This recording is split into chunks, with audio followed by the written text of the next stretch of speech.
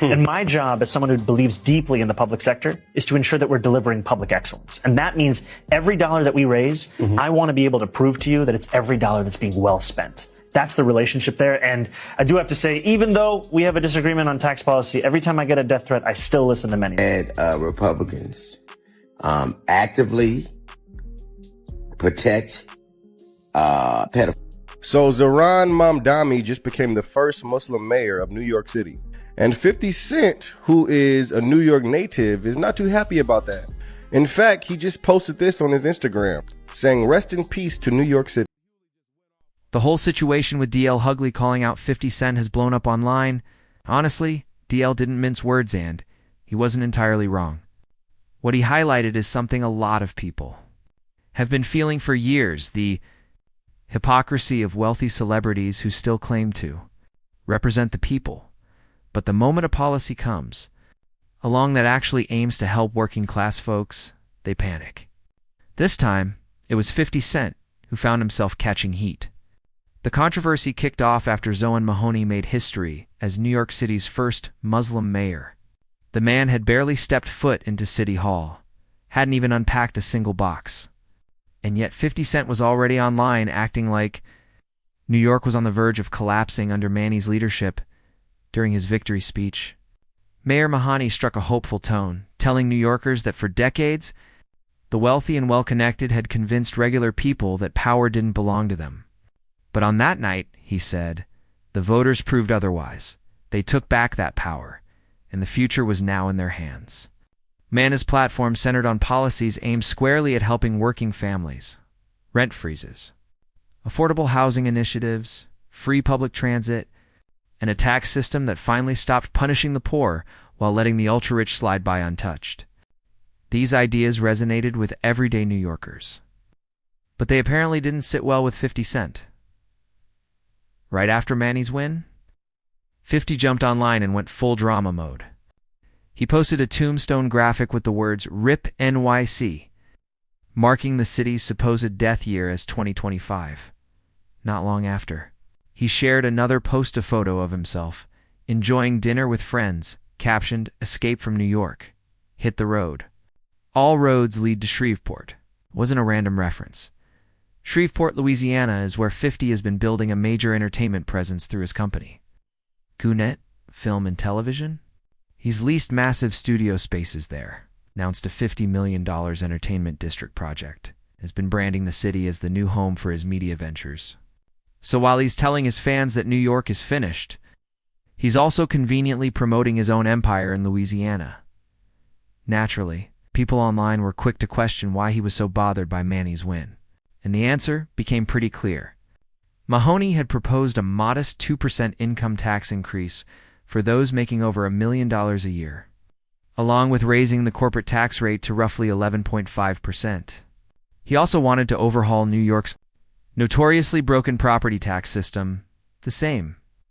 A system that somehow allows multi-million-dollar penthouses to pay less in taxes than single-family homes in the Bronx. Mamdani specifically argued that working-class neighborhoods had been bearing an unfair tax burden for decades, while wealthy areas like Central Park South enjoyed special treatment and massive breaks. His plan? Shift more of that responsibility onto the city's highest earners and luxury zones. That's when 50 Cent suddenly started acting as if New York was being lowered into a casket. But the internet wasn't buying it. The comments under his posts were ruthless. Some accused him of being a sellout, claiming he'd forgotten his roots. Others brought up his past, pointing out that he once sold drugs in his community and benefited from taxpayer-funded programs after he was shot 9 times. One user wrote, "Guy who sold crack to his community suddenly cares about their well-being." Someone else reminded him, Here's what's interesting to me. So Mamdani is going to be the new mayor of New York, the 34-year-old kid. Like I said, I live in New York. I couldn't vote in that election, but if I could, it would have been an easy choice. But here's what I really don't understand.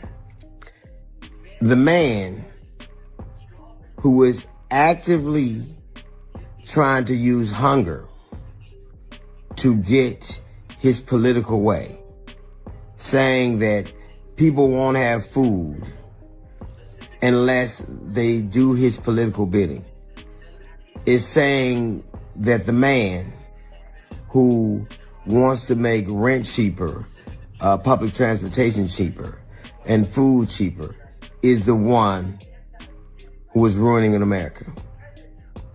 So the man who wants to starve you to get what he wants thinks that the dude who wants to feed you, house you, and get you, make you able to get around cheaper is the horrible one.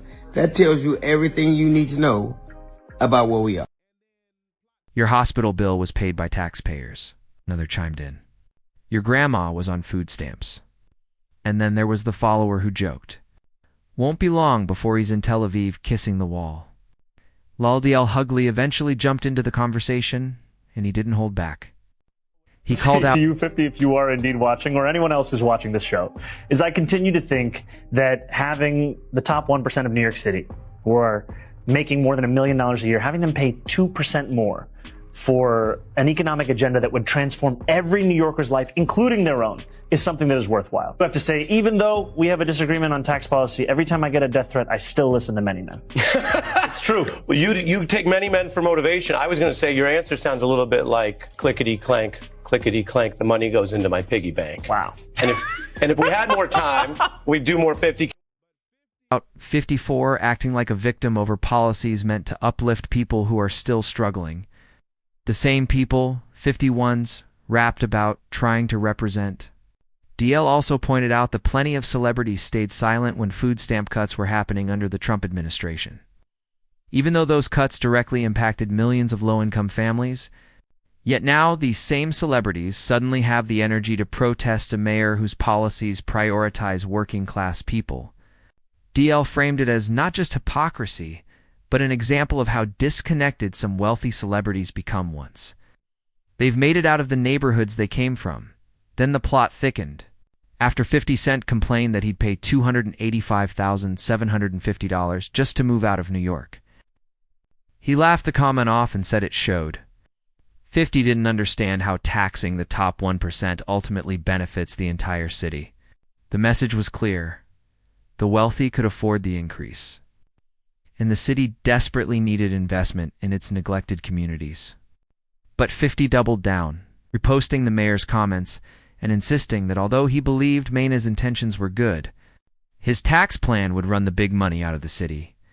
He later escalated the fear-mongering by suggesting that if Mani reallocated police funding, New York would turn into the purge, his entire narrative claiming. Our taxes will cause the wealthy to flee and take all the city's prosperity with them isn't new. For decades, the rich have threatened to leave New York whenever progressive tax proposals come up. It's an old playbook. They perform outrage, paint the city as doomed, scare voters into submission. But in reality, they almost never leave. Why? Because you can't duplicate New York's power or energy.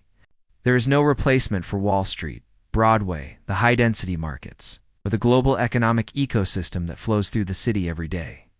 Billionaires know this better than anyone. Take Bill Ackman, for example. He spent months attacking Mahoney during the mayoral campaign, using racist undertones and portraying him as some extremist who would destroy. New York Ackman repeatedly said he'd move to Florida if Mahoney won. But as soon as Mahoney officially secured the win, Ackman flipped the script entirely. He tweeted, "Zohran Mamdani. Congrats on the win. Now, you have a big responsibility. If I can help NYC, just let me know what I can do." From threatening to flee to suddenly offering help, it was a classic case of political bluffing. Those threats were never real.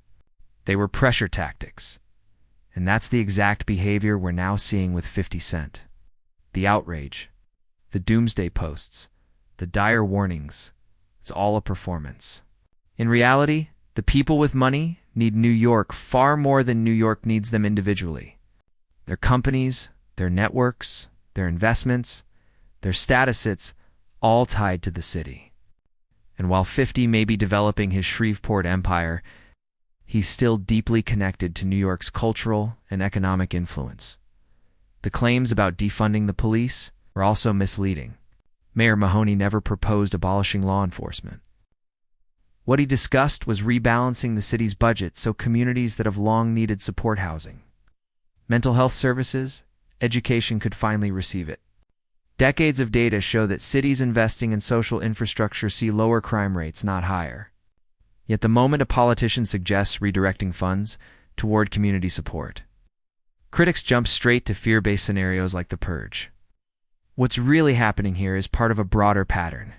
Whenever someone proposes policies that benefit ordinary people, the wealthy cry wolf. They warn that economic collapse is coming, that the city will die, that chaos is around the corner. But when the dust settles, these same critics stay put, keep making money, keep benefiting from the city they claim is doomed, and continue shaping their own narratives of victimhood. Their outrage is never really about the city. It's about their tax bill and their grip on economic privilege. Meanwhile, everyday New Yorkers are dealing with real issues: rent hikes, transit delays, rising grocery costs, stagnant wages. Those struggles don't go away because a millionaire feels inconvenienced. So when someone like 50 Cent, who built his brand on get rich or die trying, suddenly acts like the biggest threat facing New York is a modest tax proposal for the ultra-rich, it sends a clear message. Some people forget where they came from. Moment they start living above the skyline, this drama isn't just about 50 Cent or DL Hughley or even Mayor Mahoney. It's about the ongoing fight between public progress and private privilege. It's about who gets to shape the future of cities' working people trying to survive, or wealthy elites trying to protect their profits. Every time someone proposes fairness, equity, or shared responsibility, the same crowd starts shouting, "Rip New York." But the truth is, the city isn't dying. What's dying is the long-standing ability of the wealthy to avoid accountability. So what do you think? Is 50 Cent right that Manny's plan will destroy New York? Or is he simply another celebrity who lost touch with the very people who once made him a star?